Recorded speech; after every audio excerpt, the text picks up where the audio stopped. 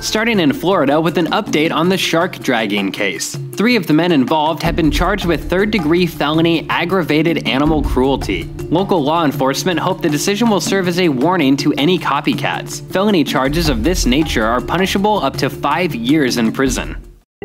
In fossil news, scientists have finally uncovered a piece of Burmese amber with a tick inside. The ancient parasite was still grasping onto the feather of its dinosaur host. Unlike the fictional mosquitoes of Jurassic Park, this tick can't give us the secrets of dino DNA. But at around 99 million years old, this is the oldest evidence of a blood-sucking bug fossilized with the remains of its host.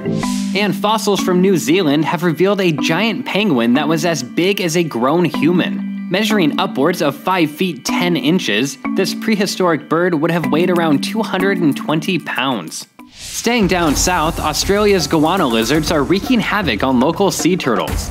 The large lizards have replaced foxes as the #1 predator of endangered loggerhead eggs at the second largest nesting site in Queensland. And a new genetic analysis suggests that the Tasmanian tiger, formerly known as the thylacine, was in decline thousands of years before humans hunted it to extinction. The researchers involved also discovered that Tasmanian tigers had a very similar anatomy to modern dogs. Speaking of population declines, Pakistan's vultures are on the verge of dying out. Vulture numbers in the country are down by 95%. And scientists suspect that anti-inflammatory drugs given to cattle are at fault. When vultures feed on the carcasses of dead cows, the drug can cause renal failure. Heading to Ohio, where scientists have sequenced the genome of the Sumatran rhino, one of the rarest mammals on Earth. With just 250 left in the wild, we need to know as much about these animals as possible, and the genome will allow us to paint a clearer picture of how Sumatran rhinos' populations change over time.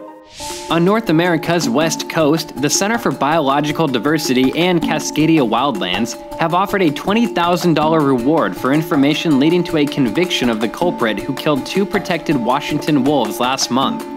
If you know anything, reach out on the center's website.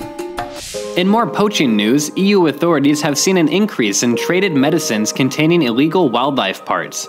952 illegal medicine seizures were made in 2016 alone. Asiatic bear's stomach bile, tiger bone, and a threatened species of South African cactus were among the contents of the confiscated substances. Into the ocean, a small NGO in Cambodia is working to establish a new marine reserve in the Kep archipelago.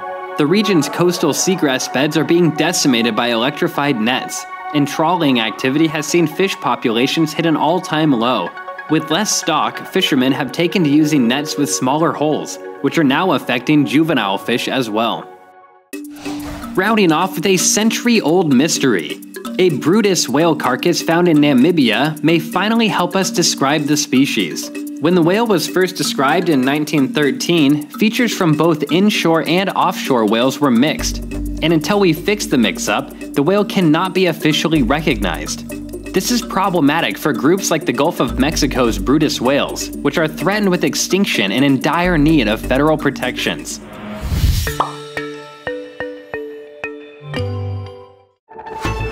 That's it for this week. We want your opinions on these nature news stories. Let us know what you think in the comments below.